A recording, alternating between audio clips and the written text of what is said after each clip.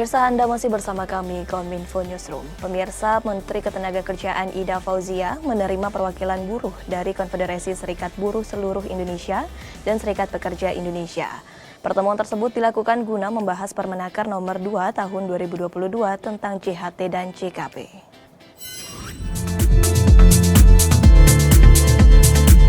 Menteri Ketenagakerjaan Ida Fauzia menerima sejumlah pimpinan serikat pekerja dan serikat buruh untuk berdialog terkait terbitnya Permenaker Nomor 2 Tahun 2022 tentang tata cara dan persyaratan pembayaran manfaat jaminan hari tua atau JHT. Dalam dialog itu Menaker mengatakan kebijakan Permenaker Nomor 2 Tahun 2022 secara resmi akan diberlakukan pada 4 Mei mendatang. Selain itu Menaker juga menyebut pemerintah telah menyiapkan modal awal dan iuran peserta untuk program JKP sebesar Rp6 triliun dan Rp823 miliar. Manfaat JKP bisa diakses masyarakat melalui pasker.id termasuk di dalamnya informasi pasar kerja serta pelatihan dan peningkatan keterampilan. Permenaker Nomor 2 Tahun 2022 disebut Menaker sebagai momentum bentuk kepedulian pemerintah dengan perlindungan para pekerja atau buruh di masa pensiun nanti. Lebih lanjut, JKP dalam Permenaker 2 Tahun 2022 bertujuan melindungi pekerja dari risiko PHK. Menurut kami tepat karena kita sudah memiliki bantalan berupa JKP. Program ini Bapak Ibu kalau dibilang lebih jelas karena memang efektif pada Februari 2020. Pemerintah sudah mengiyur sebagai dana awal sebesar Pemerintah juga mengiyur selama tahun 2021 sebagai kewajiban dari PP 370 mengiyur 823 miliar pada tahun yang sudah mengiyur.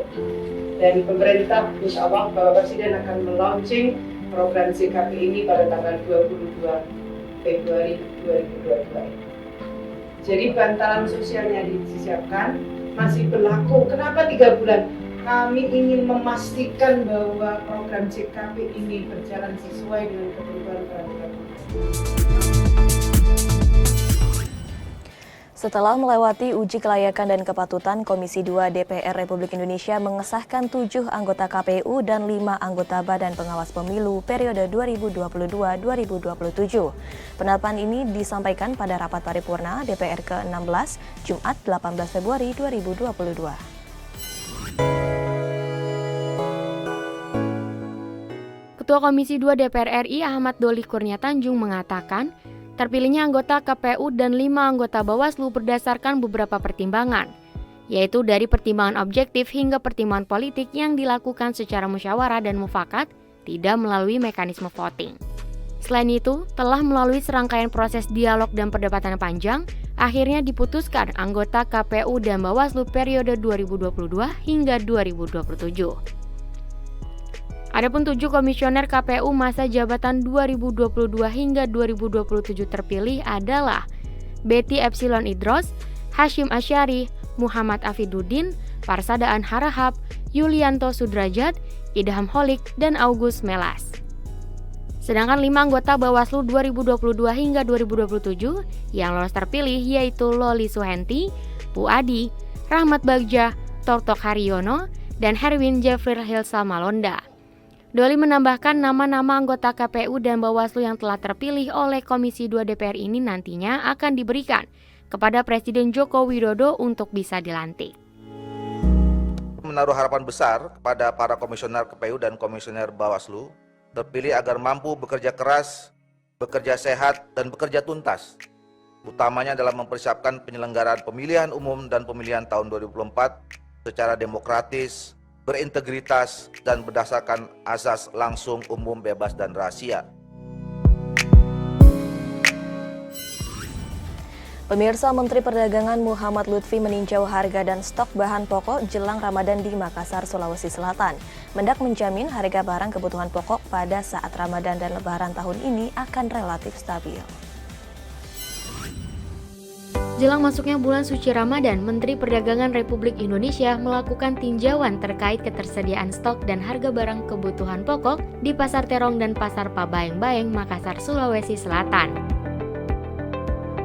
Hal lain yang menjadi tujuan kunjungan Menteri Perdagangan adalah untuk memastikan harga minyak goreng dari tingkat distributor ke konsumen baik kemasan sederhana, premium, dan juga curah. Selain minyak goreng, juga dilakukan pengecekan harga gula yang nantinya juga akan menjadi kebutuhan pokok pada saat bulan Ramadan. Untuk harga gula yang dijual di kedua pasar tersebut masih terbilang stabil. Teman saya bekas Ketua Umum HIPMI ingin mengecek masalah kestabilan harga menjelang puasa Ramadan dan Idul Fitri. Ada beberapa barang penting yang menjadi cakupan yang ada di Kementerian Perdagangan. Yang terutama terpenting adalah masalah minyak goreng. Jadi saya melihat di sini yang kecil di pasar ini adalah minyak curah dengan harga terjangkau tetap ada. Yang tidak ada adalah minyak paket premium dan paket sederhana. Ini memang kelancaran operasinya itu kemarin terganggu, baru mulai lagi hari Selasa kemarin. Mudah-mudahan paket premium ini akan datang dengan merek Vilma pada siang hari ini di pelabuhan.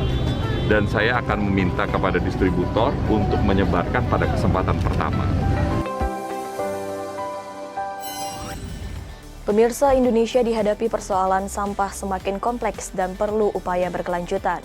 Untuk itu, Kementerian Lingkungan Hidup dan Kehutanan mengajak seluruh masyarakat untuk meningkatkan kampung iklim guna menekan emisi gas rumah kaca. Dalam rangka memperingati Hari Peduli Sampah Nasional setiap tanggal 21 Februari, Kementerian Lingkungan Hidup dan Kehutanan mensinergikan 3 program besar KLHK sebagai momentum HPSN tahun 2022. Direktur Jenderal Pengelolaan Sampah, Limbah, dan Bahan Beracun Berbahaya, Rosa Vivin Ratnawati menyatakan, tema Hari Peduli Sampah Nasional atau HPSN tahun 2022 mensinergikan 3 program utama, yaitu pengelolaan sampah, pengendalian perubahan iklim dalam hal pengurangan emisi di program Kampung Iklim, serta perhutanan sosial. Lebih lanjut, Ditjen Pengendalian Perubahan Iklim serta Ditjen Perhutanan Sosial dan Kemitraan Lingkungan KLHK telah memulai dengan bekerja di lapangan untuk membangun desa yang masuk program Kampung Iklim di Bali. Beberapa hal yang dilakukan adalah membangun kompetensi pengelolaan sampah, dimulai dari pengelolaan dari hulu sampai hilir, salah satunya dengan pembangunan bank sampah dan rumah kompos. Oleh karena itu, pihaknya meminta seluruh elemen ikut serta secara langsung dalam penanganan sampah, guna memberikan manfaat peningkatan kesejahteraan masyarakat serta pengurangan risiko bencana akibat perubahan iklim. Sehingga saya himbau juga kepada para kepala dinas LH seluruh Indonesia, baik provinsi maupun kabupaten kota, ketika bekerja untuk dalam rangka Hari Peduli Sampah Nasional, janganlah hanya bersih-bersih saja. Tapi tolong tingkatkan kampung iklim yang ada di daerah Bapak Ibu sekalian, provinsi, kabupaten, kota, dan tolong integrasikan kegiatan program pengelolaan sampah, program perhutanan sosial dan kemitraan lingkungan, dan program perubahan iklim.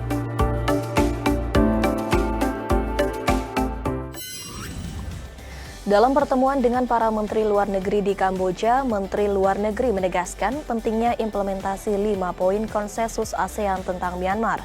5 implementasi ini penting untuk stabilitas dan perdamaian di kawasan Asia dan bagi kredibilitas ASEAN.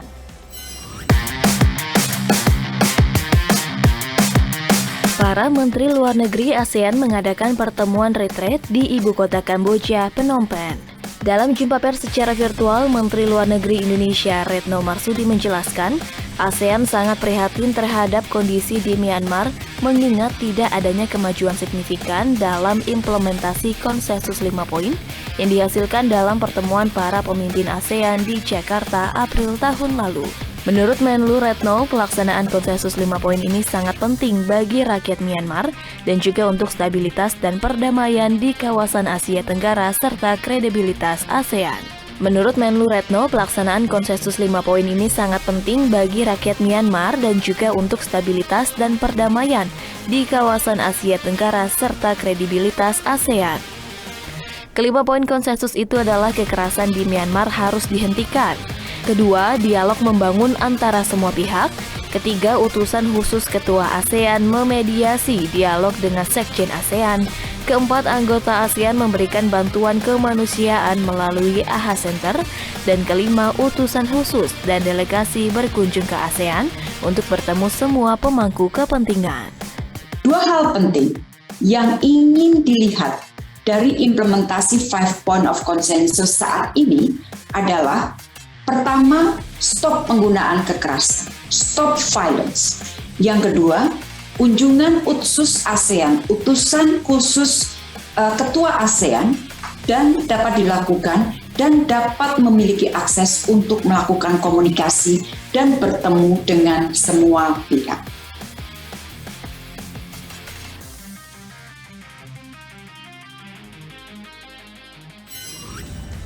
Pemirsa, di segmen berikutnya Kominfo Newsroom segera kembali dengan informasi program Kotaku yang digalangkan oleh Kementerian PUPR. Tetaplah bersama Kominfo Newsroom.